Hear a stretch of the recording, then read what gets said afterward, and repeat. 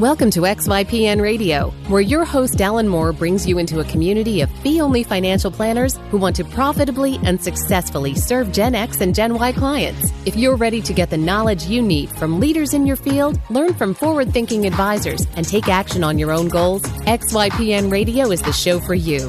Here's your host. Hello, and welcome to this episode of XYPN Radio. I'm your host, Alan Moore, and thank you so much for taking the time to join us today.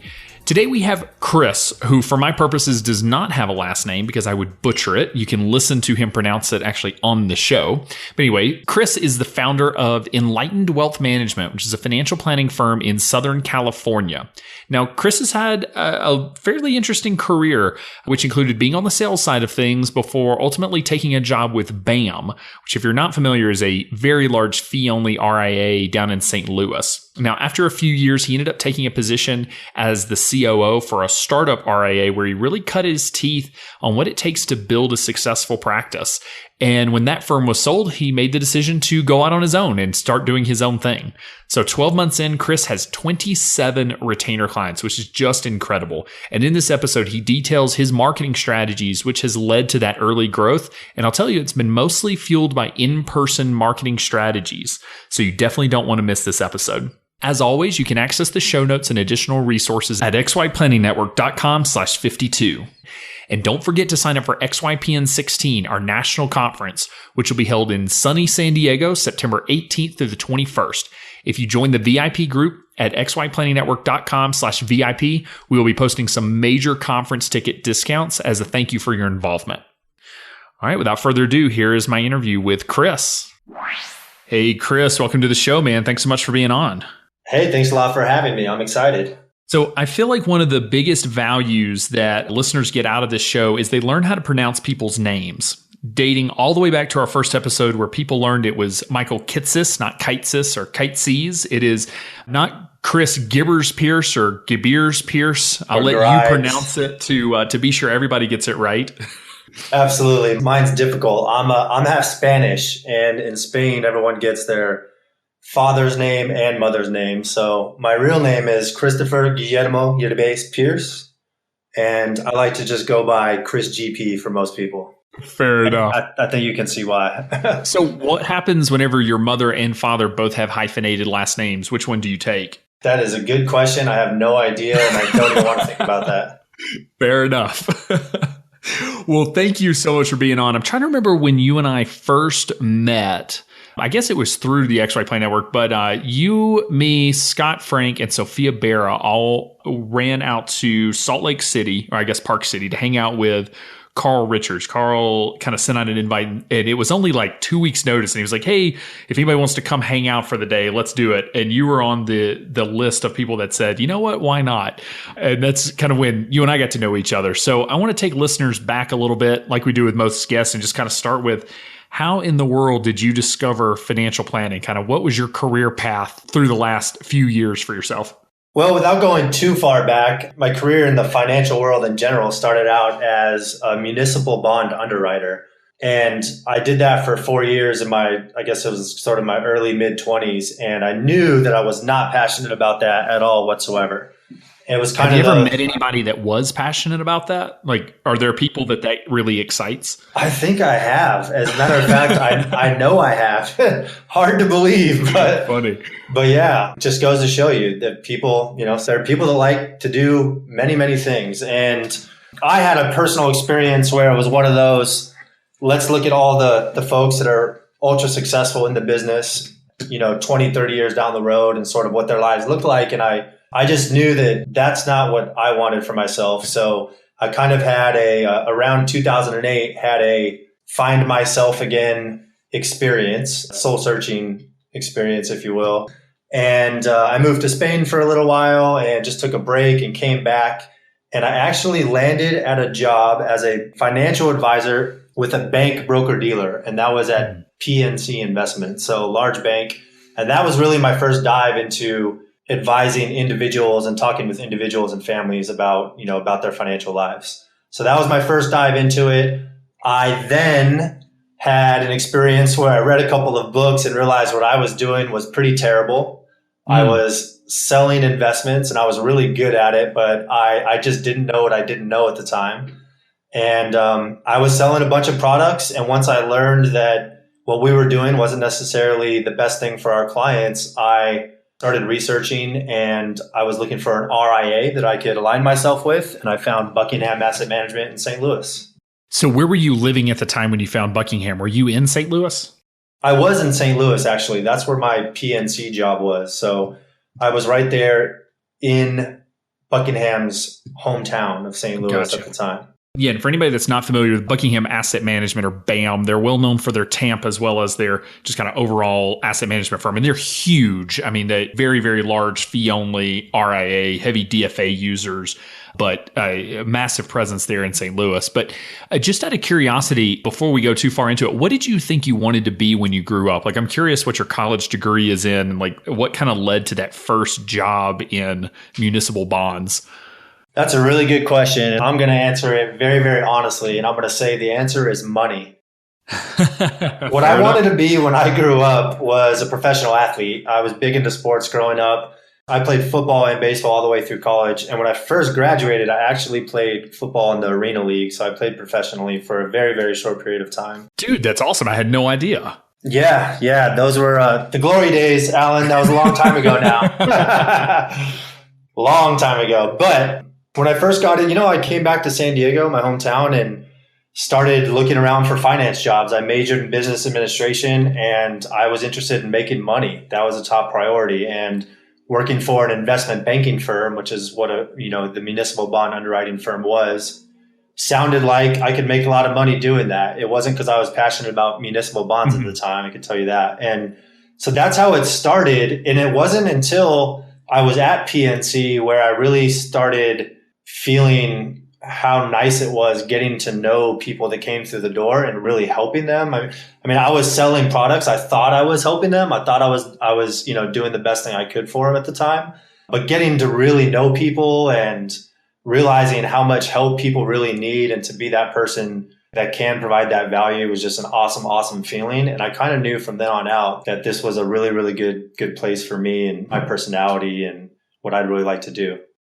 I think there's a lot of listeners that connect with that because, I'm somebody who got my degree in financial planning. I thought the only thing out there was comprehensive financial planning. And so I was never even recruited by, the PNC type folks because I think they have bad experiences with, kids that get their CFP in college. And they have better experience with, trying to narrow the field and get somebody like yourself who's a great salesperson and just like focus in one area without seeing the big picture of kind of what's going on. And I think a lot of listeners connect with that in terms of just kind of like, I don't want to call it the come to Jesus moment, but kind of that, I don't know, this is kind of building an awareness of the industry. And once you finally start analyzing the products that you're selling and the work that you're doing, you realize like, I wonder if there's a better way. You don't necessarily know what it is, but there must be something out there because you enjoy parts of it, but not all of it. So I think it's a pretty common path that folks take from, I guess, highly specialized in one little area. And then that expands into eventually kind of pursuing comprehensive financial planning. Yeah, I agree. It's definitely, I hear from advisors or read from advisors all the time that they had a journey similar to that where they didn't know what they didn't know. They had that, as you said, come to Jesus moment and were looking for something that really was aligned with their values and where they could feel really good because how can you feel really, really great about what you're doing if it's not the best thing for your clients? And when you realize that you can actually do amazing things and do it the right way and feel really great about it, it's very attractive. And I think normal thing to want to do it that way as opposed to the other way. So I'm going to jump ahead just a little bit and then we'll come back to kind of your path through BAM. And I'm curious because, I'll take responsibility for this one. Sometimes I perceive that like, ultimately, there's money to be made in the fee-only world, right? Like we can all earn a great living, but if you look at the people in the nicest suits, the companies with the buildings with their names on them, they're never fee-only firms, right? They're always the PNCs. So, have you ever felt this kind of conflict between this desire and a personality that you're driven by a desire for money, right? And I don't think there's any shame in that. There's no negative connotations there, but being driven by money and yet wanting to help people and do what's right for them, not necessarily just for your pocketbook. Like, is that a constant struggle or have you found a way to kind of manage those two things together? For me, it hasn't been a constant struggle. I think the two things go hand in hand. When your role is to provide real value for other people, and then specifically just because of the industry we're in, actually help people make more money for themselves, I think the personal financial benefits just come along with that. And I think that's true for any job in any industry. It's that whole idea of if the more value you're providing to the world, the more value the world's going to give back to you. And I think that what we're doing as fee-only financial planners, just there couldn't be a better definition of that. Fair enough. And I think for the listeners out there that are in the broker-dealer world or in the sales world, I think they see fee-only as a step back from an income perspective. I'm not sure I've seen any research that kind of parses out, fee-only versus commission-only versus fee and commission to see kind of what average salaries are. But I'll say that you can make a really good living in this business. It just depends on what type of clients you want to work with, what type of work you're doing. So, all right, I'll circle back to off my rabbit trail a little bit. So you get a job at BAM. Did you have your CFP at this point, or did that kind of get facilitated whenever you started working at BAM? And what was your role there? I was a portfolio advisor at BAM. I did not have my CFP when I started there. And as a portfolio advisor, my role was I was client facing, so always with a senior advisor that they call the wealth manager. So I was client facing. I got a lot of great experience actually speaking with clients and presenting to prospects as well. That was really, a huge value out of that experience was the fact that I got to be in every single prospect and client meeting. And then I was also responsible for preparing for the meeting, following up from the meeting, and then actually managing all the portfolios. So using BAM's proprietary tools to rebalance, tax loss harvest, create cash for distributions and things like that. I was actually responsible as a portfolio advisor for the day-to-day trading of the book of business who were just the clients of myself and the senior wealth advisor I worked with. So is the wealth advisor doing financial planning or were y'all's relationships primarily investment focused at this point?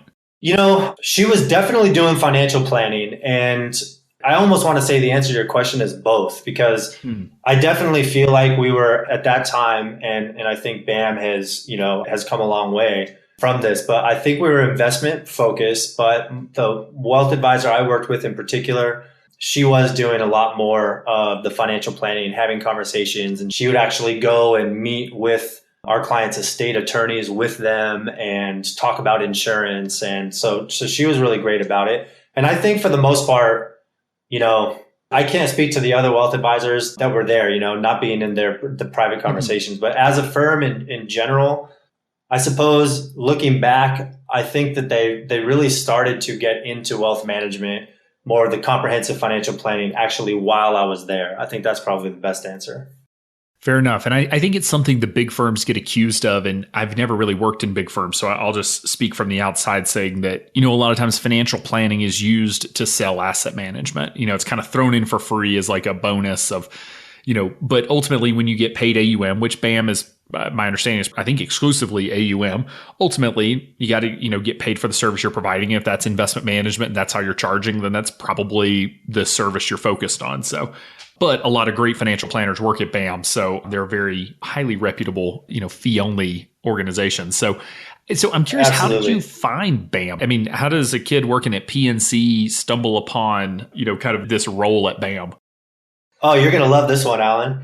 I found BAM through a guy at my CrossFit gym. Oh, no way. Yeah, that's right. So I had worked out with this guy a whole bunch of times. And we kind of had our class had a bond because we were the 5:30 a.m. class on a consistent basis. You're one of those. Hey, I used to be one of those. I can't say that I am anymore. But it was the very first time we saw each other outside of the gym, and we ran into each other at a restaurant. And I just happened to mention to him that I was searching for another opportunity. And long story short, it turns out that he did not work for BAM. He was in his sort of mid-40s. He worked for another large bank, but it turns out that his father is one of the original 4 founders of BAM. And so he said, my dad, has been part of this firm, and it sounds like what you're looking for, you may really find yourself to be aligned with them. And if you're interested in checking them out, I'll introduce you. And that's exactly how it happened. So two things to this. CrossFit, baby. Well, three things. So one, go sign up for CrossFit. Because I mean, if this story doesn't convince you, nothing will. Two, I just wonder if that dad is a little disappointed that he helped found BAM and his kid is working at a broker deal or, in a non-fielding capacity, we'll just say, but that's a side piece. Well, I'll point out, to be fair, he wasn't an advisor. He was in some sort of foreign finance role or something like that. Oh, that's a whole other ballgame then. Yeah. Okay, so we'll scrap that point. And then the last one being, I've always said you can go to CrossFit to find great clients because people that are willing to pay $200 a month for their health and to go get, beat up at a CrossFit gym are probably people that care about their finances. But so if you're looking for a niche market, CrossFitters right here. All right. So you start working at BAM. Did you stay that portfolio manager, kind of long term? Was that your long term role there, or did you progress into a more advisory role over time? That wasn't my long term vision, but that was the role I remained in for the couple years that I was at Buckingham's headquarters in St. Louis. So I was a portfolio advisor the whole time I was there. Okay. And then I'll just go right into the next step. BAM, part of their business is a TAMP. They have a TAMP. A turnkey asset management provider, and I went to work for one of the BAM firms. So there was a really good synergy there with the woman who had started a firm and was looking for somebody that knew how to do all the things that a BAM portfolio advisor knew how to do. And it offered me the opportunity to move back home to San Diego. And so I took that opportunity to stay in the BAM family because I loved BAM. I still do.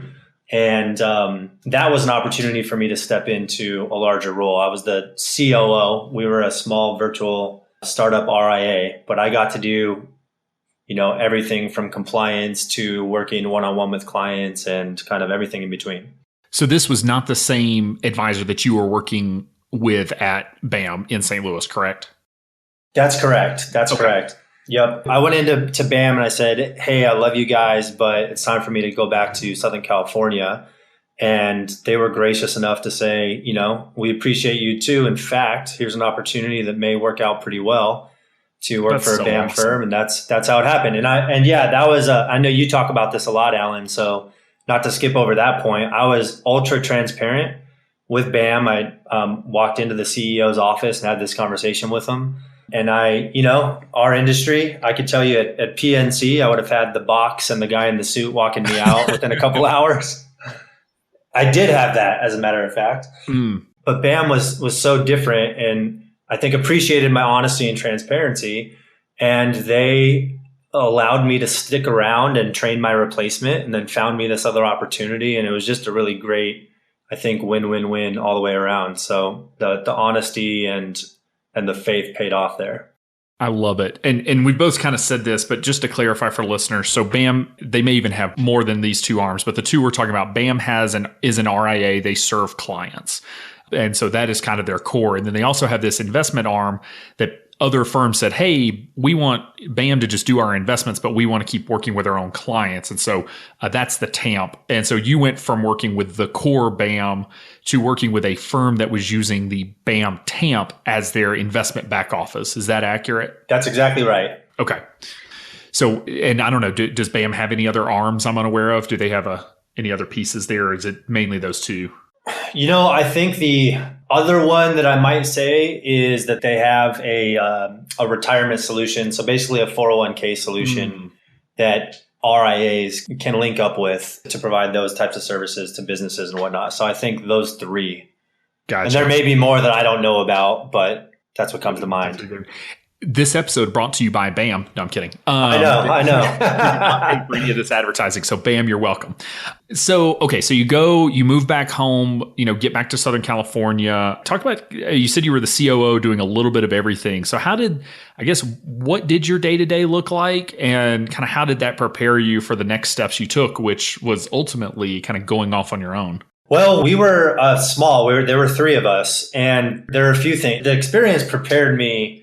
I don't know if it could have prepared me any better because we were virtual. All three of us were in different states. Oh, wow. Eventually, actually, two were in the same state. But at first, the three people, we were all in different states. So we were utilizing, a lot of virtual tools and a lot of cloud-based systems, before XYPN was ever around. Before it was cool to be cloud-based. Yeah, before it was cool. That's right. We were doing all of that, and we were utilizing Basecamp for a lot of our, internal processes and infrastructure. And so there's one way it prepared me, was just being virtual. The whole being virtual thing also kind of gave me a taste. Fast forward to when I did jump off and start my own company. I had that taste of being a virtual entrepreneur, and I liked it. It tasted pretty good. So the idea of going back to work for, a larger company in an office eventually became something that wasn't entirely attractive to me. So that's another way it prepared me. It kind of, gave me a look at what life looked like being on your own and working virtually, which I liked.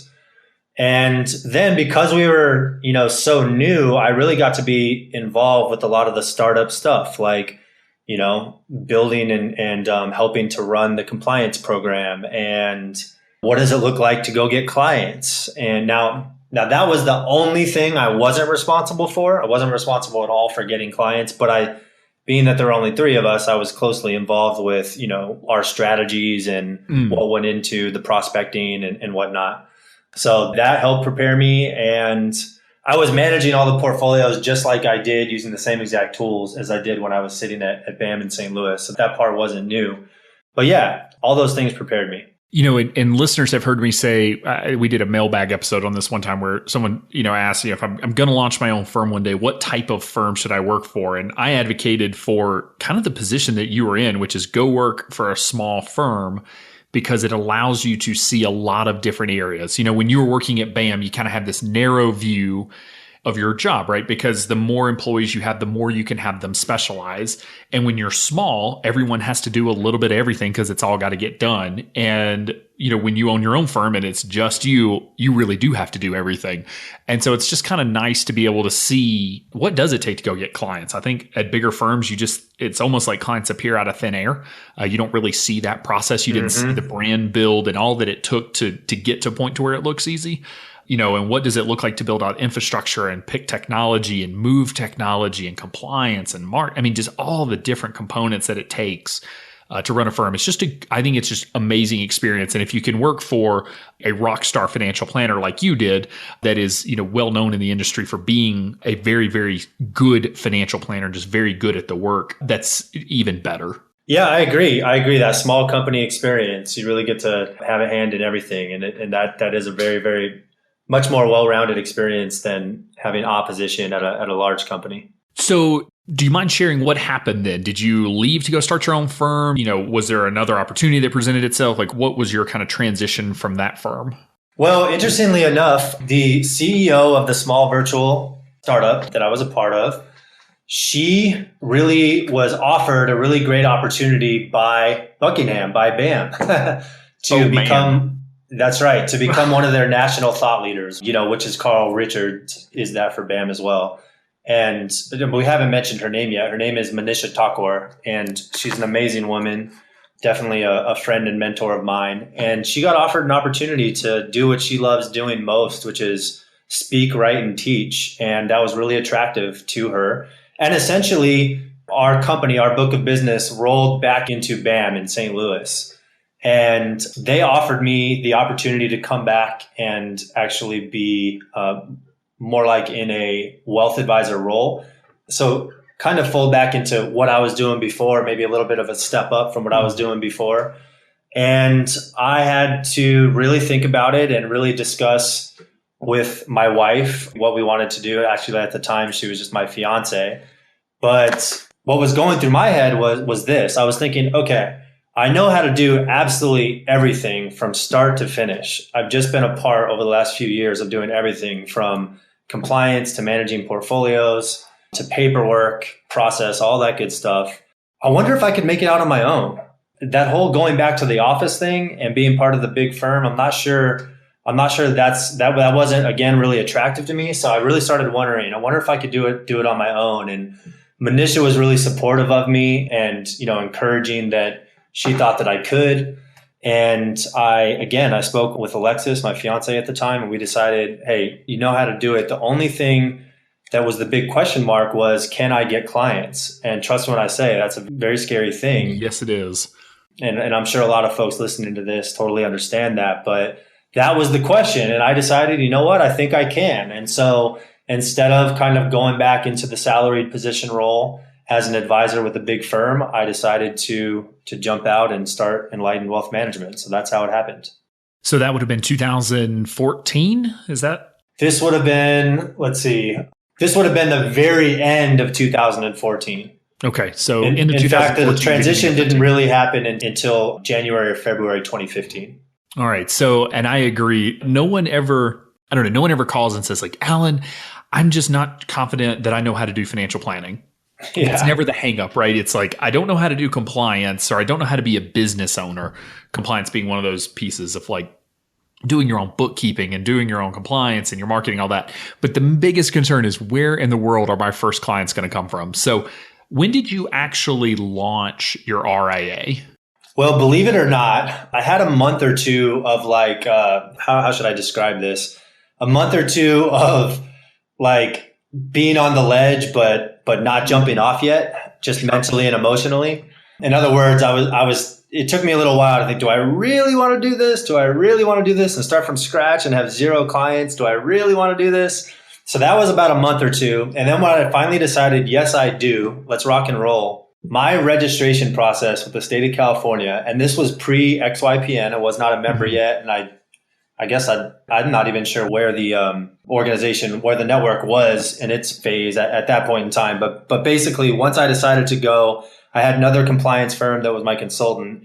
And it wasn't their fault nor mine. The state of California took 4 months to approve my registration. Oh, man.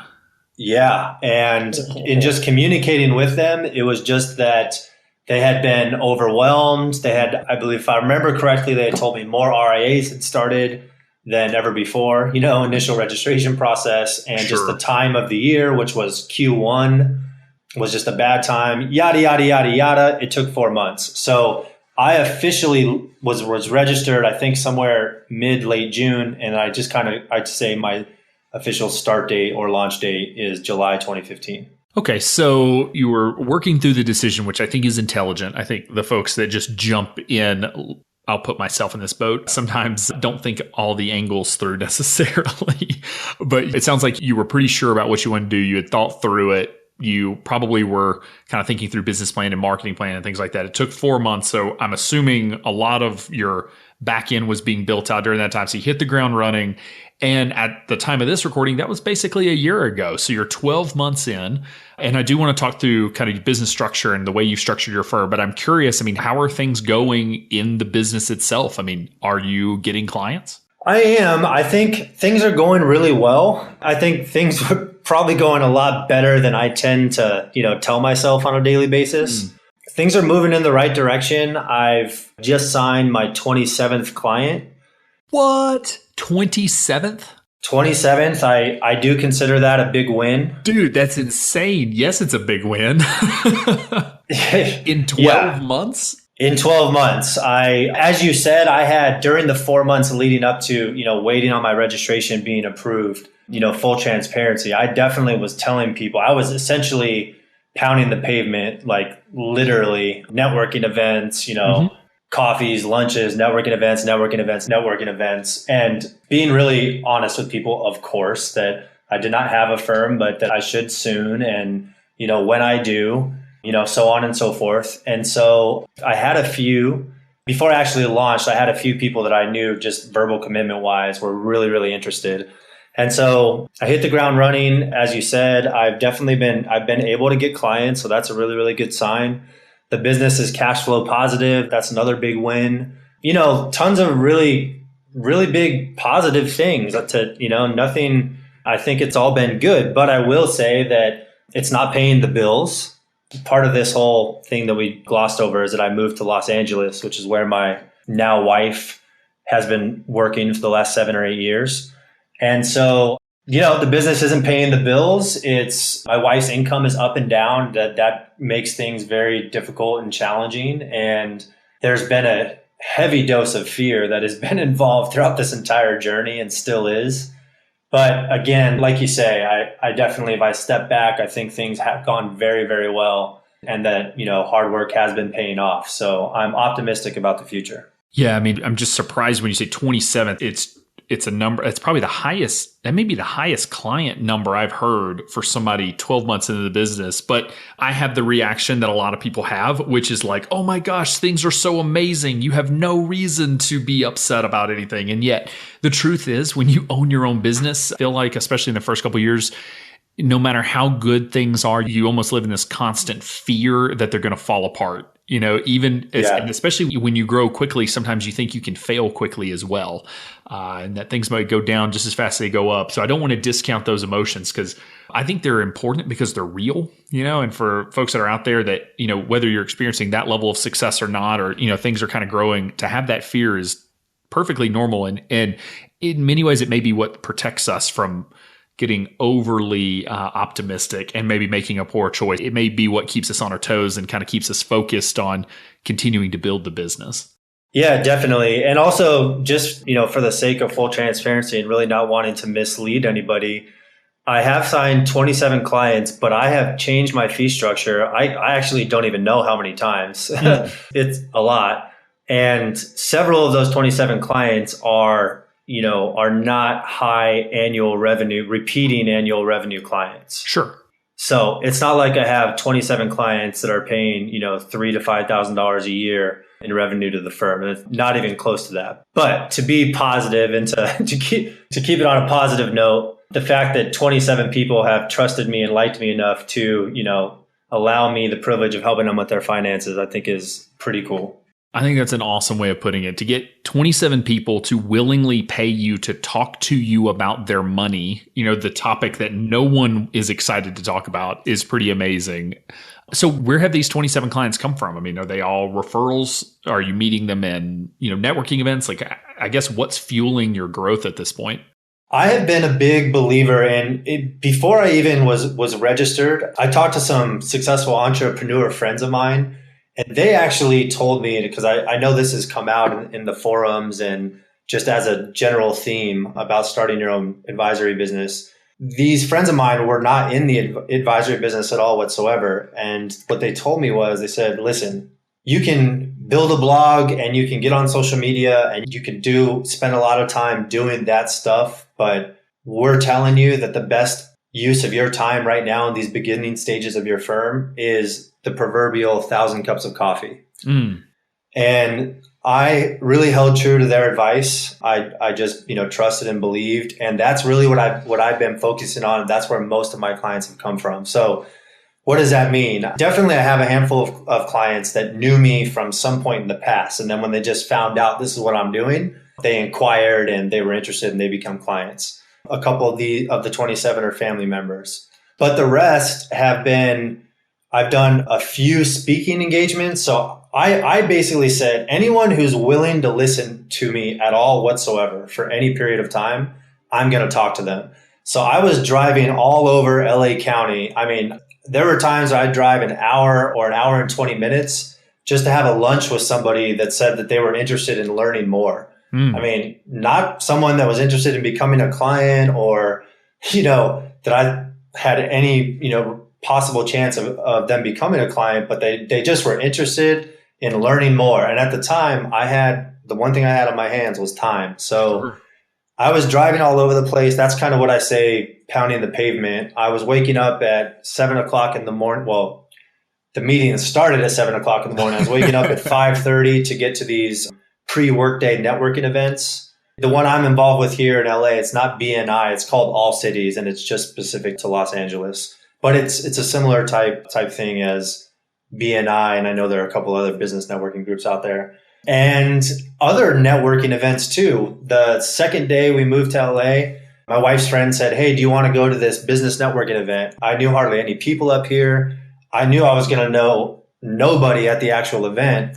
But I thought to myself, I've got to go out there and tell people what I'm actually doing or else nobody's going to know. Sure. So I went and I actually met somebody there. Well, I met one person at that event that has turned into, I want to say, 6 or 7 of my clients.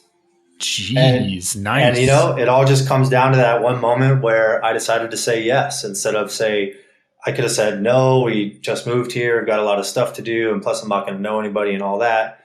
But I kind of sucked it up and went, and it paid off. So just a lot of lunches, coffees, and networking events. That's what's been working best for me. I love it. And I know that, we do promote, online marketing through blogging and podcasting and social media and all of those avenues. But, listeners have heard us say as well that it's a long play. It always is. You don't tweet and get a client. It takes a very long time to build that brand. And I think the danger of that is for folks like myself who I hate networking events. I just hate them so much. I hate in-person networking more than probably any other. I would rather cold call probably than get dropped into a networking event. Like, I really hate it. And so you can hide behind social media in order to avoid things that you should be doing. You know what I mean? Like, and there's so many things like you're talking about that are a huge benefit. Even, when somebody says, hey, let's do lunch. If you think, oh no, I got to get a blog post out, you're probably wrong. It's good to go ahead and take that lunch, go meet with them. If your blog post goes out a day late, it's not the end of the world. But, and I don't know, I think some of it too comes from just our industry used to be so in person that, trying to break some of those kind of old barriers of when someone meets me and I say, I'm a financial planner, they think, oh gosh, they're about to sell me an insurance policy, and just how to communicate your value well enough that they quickly understand, okay, you're not just there to sell them something, like you're different. Yeah, I agree. And I've heard you say multiple times over the last year or two that, folks should focus on what they're best at, what they're good at, and what their, where their strengths are. And I totally agree with you on that. It does seem like the online stuff, we'll call it, is a long play. And I see a lot of value in that. I'm definitely not in the camp that it's a waste of time, not even close. Mm-hmm. Tons of value in it. I haven't been very strong in that realm yet. And again, we all have limited resources and we've got to choose where we're going to spend our time. But I will say this, just as a general overall, my experience has been that more than competency and more than what your office looks like and more than what your business card looks like and more than what your website looks like, people have hired me for two reasons. It's because they trust me, probably number one overall, and because they like me. And so far, the opinion that I've developed is that there is no other way to basically communicate trust and like than face to face. Being that I think those are the two reasons why someone hires an advisor, the two biggest reasons are trust and likability. I don't know that there's a better way to get somebody to trust you and like you than face to face and having a conversation with them. There are definitely other ways. I just don't know if there's a better, more effective way. Sure. No, I totally understand it. And I will push back on that just to say, I think you can build trust, obviously, in other ways. I think it comes down to, again, what are you comfortable with? And if you believe that, then that's what you need to be doing, because that's how you're going to sell the best ultimately. If you get on the phone and you're just talking to people virtually, you may not be comfortable. There may be folks out there that say, like, I am a dang good salesman on the phone and that's where I'm at my best and that's how I want to do my prospect meetings. I'm not as good in person. And if you believe that, own it. Like, that's okay. There's no right way to do this. It's just, I think sometimes it's just admitting what you're really good at and running with it. But absolutely. I want to circle back to your point that you made about changing fee structure. So you're a year in. It sounds like you've been experimenting a little bit on the fee side. So where did you start? Like, when you were envisioning the firm, kind of what was your first fee structure that you were pitching to your initial prospects? My first fee structure, which was before I was a member of XYPN, was AUM only. It was basically BAM's exact fee structure. The horror. Yeah. Like most of the industry. Got it. Yeah, exactly. That's what I was used to. And that's what, sure. I mean, that's really it. That's just what I was used to. And that's, I just continued doing what I had done at my last two firms. But I realized really quickly that the people that I was most likely going to be advising are going to be people most likely that look a lot like me in terms of where we are in our careers and age and, financial issues and whatnot. And that AUM only, this idea of another fee structure to not have to say no to people because they don't meet minimums, and an alternate fee structure to be able to provide a really great comprehensive service to, not just those that have hundreds of thousands of dollars in assets, became really attractive to me. So I ended up adding a monthly fee model just a few months in, I think. So was it basically rolling out a monthly fee for financial planning and then adding on AUM? as kind of a separate service, or is it saying, hey, we're going to do all of it, we'll do monthly for a while until you hit a certain asset level, and then we'll switch to AUM? Well, what I chose to do is I chose the $250,000 number. I think the answer to your question is yes. I chose a $250,000 number and said, if you've got less than $250,000 that I'm managing for you, fret not. There's still a great service, comprehensive service that I'm able to provide to you through an upfront planning fee and a monthly retainer. And if you've got more than that, more than $250,000, then the comprehensive financial planning is available to you without the monthly retainer. Okay. And I would say that's probably the most common way that, especially firms that are thinking that at some point they're either going to have those clients or they already have those, $500,000, $1 million clients, that there's a monthly fee until a certain point, and then it kind of switches over to AUM only. And I think there's good arguments to both sides of how to actually structure that. But that makes sense. So 250,000 is the line. So what are you charging up front and then per month? Basically, and I'm hesitating even just because I have changed these numbers, a few times as well. But where I've landed with the majority of my monthly retainer clients, it was either $1,250 or $1,500 up front and $150 a month. Okay. Now I have a client, for example, that's been much more complex, a lot more work, and they're paying $200 a month. So I built in the flexibility into my ADV and fee structure, but for the most part, it's been $1,250 or $1,500 and then $150 a month moving forward. And then are you doing an AUM fee on top of that, or does it switch to AUM at 250,000 in assets? I'm doing an AUM fee on top of that, and then it also switches to Gotcha. AUM only after 250,000. Okay, so there's an upfront fee of $1,200 to $1,500. There's an ongoing fee of usually $150 a month, and then there's a percentage of AUM, and then basically that you'll grow your clients, and whenever they hit 250,000, the monthly fee drops, and then it's just strictly AUM. Is that a good synopsis? Okay, that's it. So I guess what has caused you to kind of play with the fee structure a little bit? Were you higher and came back down? Were you too low and came up? Like, what have been kind of your iterations there? Well, I'll say, one thing that's caused me to shift a little bit is prospects that I think would have been really great long-term clients that said no. That hurt. Because a higher monthly retainer, scared them away. And I had this feeling that, they probably, what they were thinking and feeling could very well be very accurate, which is they may not need hardly any, very, very little financial planning advice and service after the initial, big push to get them a plan and, get their assets organized and consolidated and things like that. I know that's what was going through their mind because they told me, they're very transparent about it.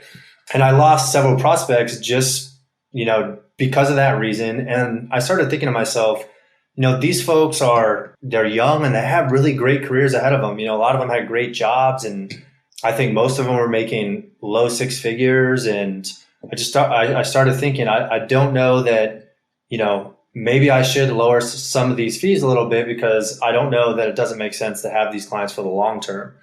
And just questions like that have really, it's really just trying to read the client, read prospects and read the clients and trying to kind of shift based on what I'm picking up from them. But I'll be the first one to tell you that I definitely don't know that that's the best strategy. I think there's a lot to be said about choosing something and keeping your fees where you feel they should be and reserving those 100 slots for only people that fit into that. I think that's great as well. I think that I've definitely, like probably a lot of people, have fallen victim to survival mode. Sure. Like I, probably should be earning more fees from this client, but they're willing to pay me this. And so the answer will be yes right now because I'm in survival mode. Whereas maybe if I wasn't in survival mode, the answer, might not be yes. I've dealt with a lot of that as well. And it's still an ongoing, evolving situation for me, figuring out what's the best model moving forward. Yeah, I mean, it's easy for me to sit on this side of the microphone and say, oh, Chris, you need to be charging your value. And if those clients aren't willing to pay you, screw them, you don't need them. But ultimately, when you're trying to eat, we make decisions based on that. And I made those same decisions in my first year in business as well. But, it's always this balance between, wanting those clients for the long term, but needing to be in business for the long term to work with them, right? Because if you didn't care, I mean, if money wasn't an issue, you would just charge AUM, you'd take on clients for free, you'd grow them, and eventually they'd be profitable. You don't have that luxury. None of us do whenever we're starting a business. And so, getting value for your money while also building these relationships, because, the first year fees pay the bills today, but, having them for their lifetime, that's the real value of the client. So I'm curious, do you know, are you willing to share how much, kind of what your first year revenue has looked like? Do you know those numbers? Yeah, I do. So let's see. If I just consider, just the last 12 months, I want to make sure I'm communicating this correctly. Yeah.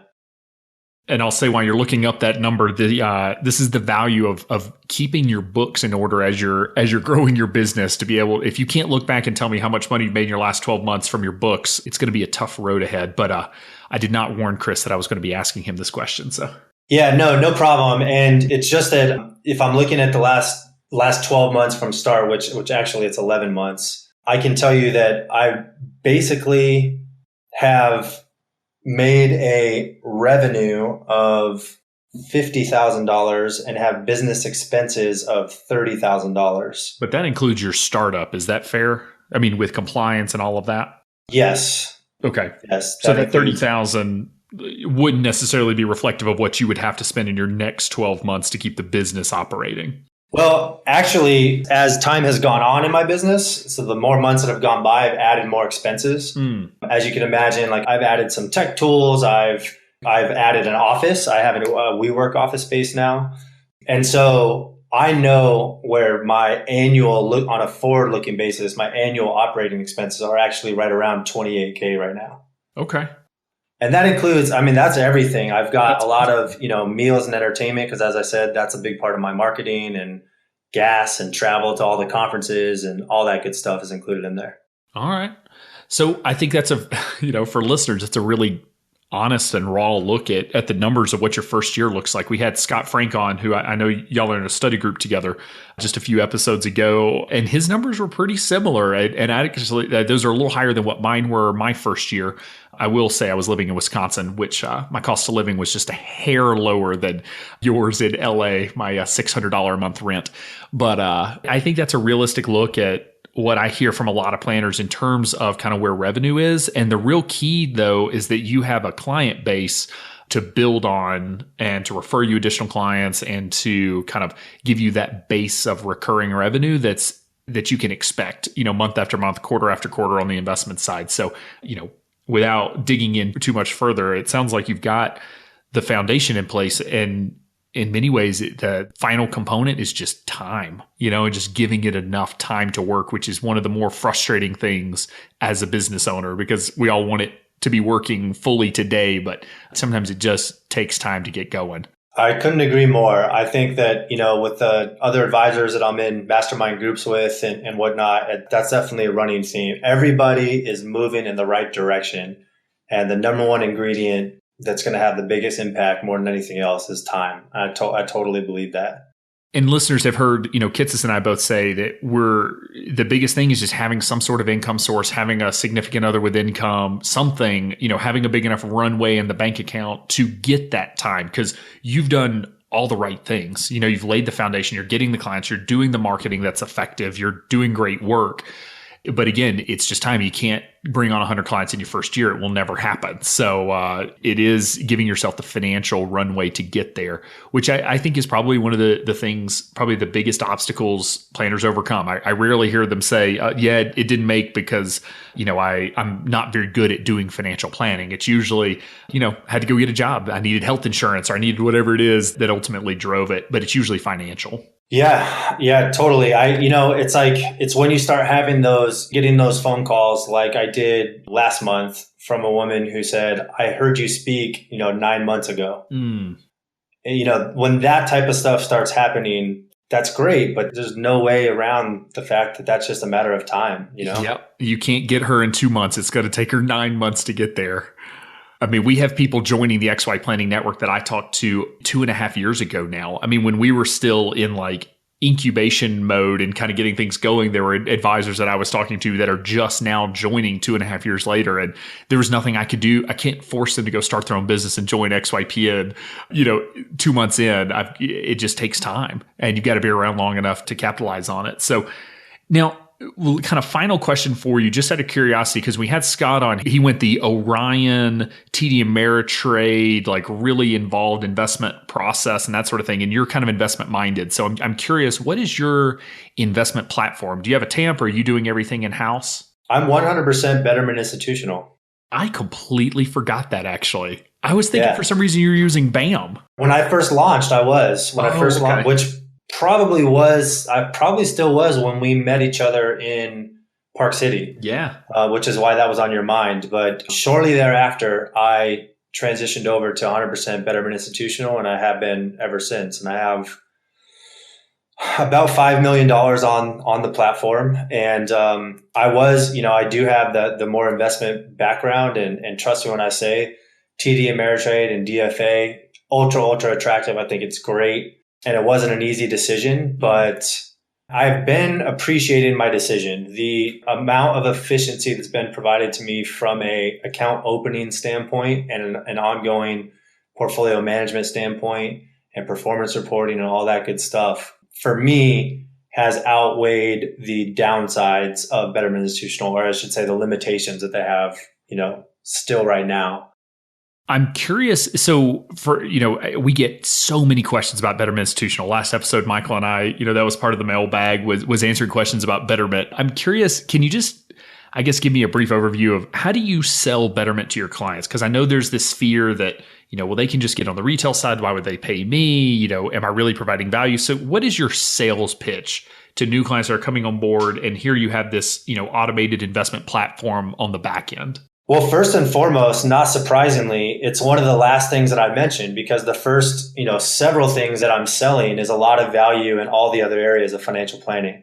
Here's all the different things I can do for you. And on top of that, I've got a partnership with an investment platform, and I say, we'll also manage your investments for you as well. And so that's one part of it, is that, communicating the financial planning value is really important, because as we've all learned and read, if all you're doing is investment management for folks these days, they're just not getting a lot of value out of you. They could get that from somewhere else for ultra cheap. Sure. So communicating all the other value is really important. And then some of the ways I frame it to prospects is that I've partnered up with a technology firm to offer investment management to my clients. Does the actual name Betterment come up in conversations? Absolutely. So up until about a week and a half ago, I could say that I'd never had one prospect push back on, why can't I go do this myself? I finally had that happen a week and a half ago. And my answer was, you absolutely could, and you absolutely can. And I'd recommend doing that if, you don't hire me as your advisor, but here's what else I can do for you if you do. And ultimately, I think that person is actually going to go do it on their own. And that's okay. That's a do-it-yourself investor that have always existed and will always continue to exist. But yeah, I haven't had, for the most part, the vast majority of folks I've spoken with, that hasn't been an issue at all whatsoever. And in fact, I've had conversations where it looks like, you can do this on your own.